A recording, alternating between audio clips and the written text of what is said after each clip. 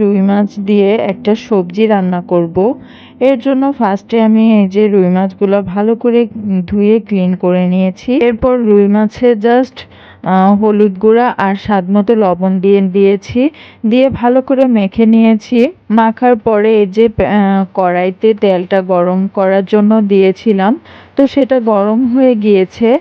এরপর এই যে একে একে দেখতেই পাচ্ছেন মাছগুলা সব দিয়ে দিচ্ছি ফ্রাই করার জন্য। তো মাছটা ভাজার সময় আমার একটা ভুল হয়ে গিয়েছে, তো সেই ভুলটা হচ্ছে আমার মাছটা একটু বেশি ফ্রাই করা হয়ে গিয়েছিল।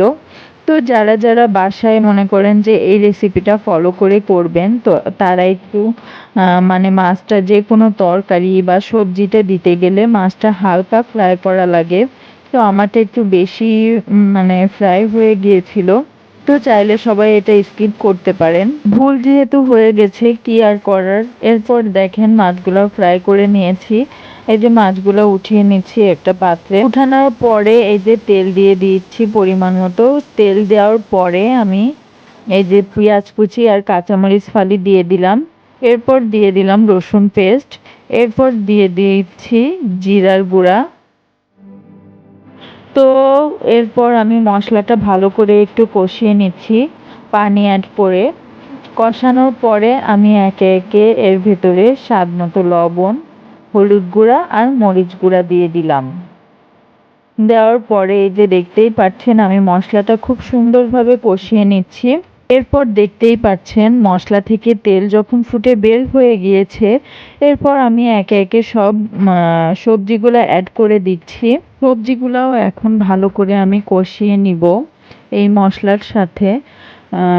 মশলার সাথে এই সবজিগুলো একসাথে কষানোর পরে আমি এটার ভেতরে ঝোলের পানি দিয়ে দিব। আমরা সবাই জানি যেহেতু শীতের মৌসুম চলে এসেছে, তো শীতে বাহারি রকমের শাক সবজি পাওয়া যায়। আর এতে প্রচুর পরিমাণে ভিটামিন, ক্যালোরি সব কিছুই থাকে। তো আমাদের উচিত এই শীতের সময় প্রচুর পরিমাণে সবজি খাওয়া। যেহেতু গরমের সময় তেমন একটা সবজি পাওয়া যায় না, আর পাওয়া গেলেও হাতে গোনা কয়েকটা পাওয়া যায়। এর জন্য আমাদের শীতকালে প্রচুর সবজি খাওয়া উচিত। আর সবজি শাকসবজি খেলে এমনিও শরীরটা খুবই ভালো থাকে। আর শরীর যদি ভালো থাকে, সুস্থ থাকে, তো মনও ভালো থাকবে। আর যদি শরীর ভালো না থাকে তাহলে আমাদের কোনো কিছু করতে বা কারোর সাথে কথা বলতে কিন্তু ইচ্ছা করবে না বা ভালোও লাগবে না। এর জন্য আমাদের চেষ্টা করতে হবে পরিমাণ মতো বা পর্যাপ্ত শাক সবজি এগুলো খেয়ে শরীর স্বাস্থ্য সবকিছুই ঠিক রাখা উচিত। আর ছোটবেলায় আপনারা দেখেছেন কিনা আমি জানি না, বইয়ের পিছনে লেখা থাকতো যে স্বাস্থ্যই সব সুখের মূল। তো এটা কিন্তু একেবারেই বাস্তব কথা, সত্যি কথা। তো আমাদের সবসময়ই চেষ্টা করতে হবে শরীর স্বাস্থ্য সবকিছুই ঠিক রাখার। তো আপনাদের সাথে অনেক জ্ঞানমূলক কথা বললাম বা বকবক করতে করতে দেখতেই পাচ্ছেন আমার রান্না প্রায় শেষ। আর আমি কিভাবে রান্না করছি সেটা অবশ্যই আপনারা দেখবেন। আর আমাদের সাথে থাকবেন, পাশে থাকবেন, আমাকে সাপোর্ট করবেন, আমি যেন নতুন নতুন এরকম ভিডিও আপনাদের উপহার দিতে পারি। তো আমার ভিডিও যদি আপনাদের কোনো এক অংশ ভালো লেগে থাকে, তো প্লিজ একটা like, comment, share and subscribe করতে ভুলবেন না। আর পাশে থাকা বেল আইকনটি প্রেস করে যাবেন।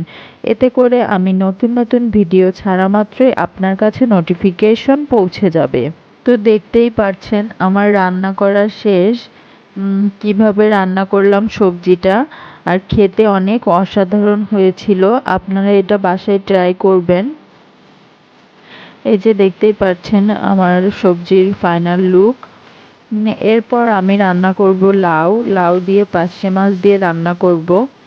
এর জন্য এই যে পেঁয়াজ কুচি, তারপর কাঁচামরিচ সব কিছু একসাথে দিয়ে দিয়েছি। দিয়ে সামান্য একটু মশলা দিয়েছিলাম, সেটা দিয়ে এই যে ভালো করে লাউগুলা কষিয়ে নিব।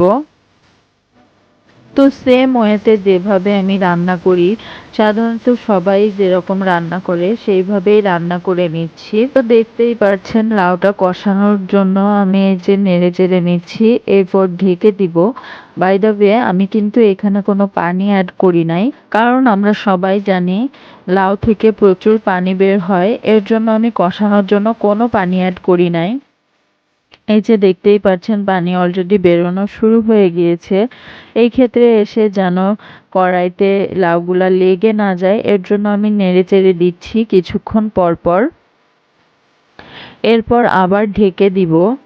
এই যে লাউটা আমি সিম্পল ওয়েতে যেভাবে সবাই রান্না করে, এক একজনের রান্নার ধরন কিন্তু এক এক রকম, কিন্তু আমি যেভাবে রান্না করি আমি সিম্পলি রান্না করতে পছন্দ করি, কারণ সবাই যেন এটা ইজিলি ট্রাই করতে পারে বাসায়। এর জন্য আমি সিম্পল ওয়েতে রান্না করতে পছন্দ করি, আর আমার নিজের কাছেও ভালো লাগে। সেই সাথে দেখতেই পাচ্ছেন আমার লাউ কিন্তু কষানো শেষ, আর আমি এই যে ওয়াটার হিটারে পানি গরম করে নিয়েছিলাম, সেই পানি গরমই আমি দিয়ে দিচ্ছি। এই যে দেখেন লাউতে পানি গরম করে দিয়ে দিলাম, এতে হবে কি রান্নাটা দ্রুত হয়ে যায়, আমার কাছে এরকম মনে হয়। যে যেভাবে রান্না করতে চান সেইভাবেই রান্না করবেন। আর আমি সবসময় বলবো যে সবাই যেন সিম্পল ওয়েতে রান্না করেন, যাতে আরেকজনের বুঝতে সুবিধা হয়। রান্না বা যে কোনো জিনিস আপনার কাছ থেকে দেখে যদি আরেকজনে করে বা শেখে, নিঃসন্দেহে ভালো কাজ হতে হবে। তো সেটা কিন্তু আপনারা সবাই জানেন যে সদকায়ে জারিয়া হয়। তো আপনি মারা গেলেও কিন্তু এই সবগুলা পেতে থাকবেন। তো সবসময় চেষ্টা করতে হবে যে আমরা যেন মানুষকে ভালো কিছু উপহার দিতে পারি বা ভালো কিছু করতে পারি, যেন আমাদের কাছ থেকে মানুষ ভালো কিছু শেখে। তো সবারই এগুলা জানা উচিত। আর আমি বেশি কিছু জানি না, আমার ক্ষুদ্র জ্ঞানে যতটুকু আমি জানি বা শিখতে পেরেছি সেটা আপনাদের সাথেও শেয়ার করছি। তো আমার যদি কোনো ভুল ত্রুটি হয়ে থাকে প্লিজ সবাই ক্ষমা সুন্দর দৃষ্টিতে দেখবেন। এই যে দেখেন আমার রান্না প্রায় শেষ হয়ে গিয়েছে। তো লাস্ট স্টেপে এসে আমি মাছগুলা দিয়ে দিয়েছি, টমেটোগুলা দিয়ে দিয়েছি। এই যে দেখেন লাউয়ের কালার কি সুন্দর আসছিল, আর খেতেও অনেক মজা হয়েছিল। আর এখন যেহেতু শীতের মৌসুম, সবার ঘরে টমেটো ধনেপাতা এগুলো থাকবেই। তো সবাই চেষ্টা করবেন যে রান্নার শেষে একটু ধনেপাতা দেওয়ার, তো আমিও সেই ক্ষেত্রে দিয়ে নিয়েছি ধনেপাতা। তো আমার রান্না প্রায় শেষ হয়ে গিয়েছে, ধনেপাতাগুলো দিয়ে দিব। এই যে দেখেন ধনেপাতাগুলো দিয়ে দিচ্ছি, আর 1 থেকে 2 মিনিট একটু জাল করে নিব, এরপরেই আমার রান্না শেষ হয়ে যাবে। তো এই যে আমার লাউ শাকের ফাইনাল লুক দেখতেই পাচ্ছেন। তো আজকের ভিডিও এই পর্যন্তই। সবাই ভালো থাকবেন, সুস্থ থাকবেন, ইমা আবিদের সঙ্গেই থাকবেন।